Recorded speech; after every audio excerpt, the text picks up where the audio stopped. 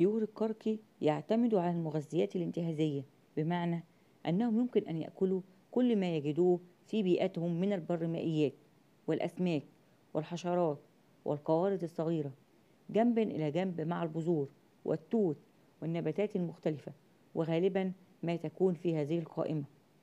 أما عن التزاوج، موسم تزاوج الطائر الكركي المتوج يعتمد على أنواع. تهاجر طيور الكركي لتتزاوج ما بين شهري إبريل ومايو. لا تفضل هذه الطيور الهجرة في الفترة ما بين ديسمبر إلى مارس.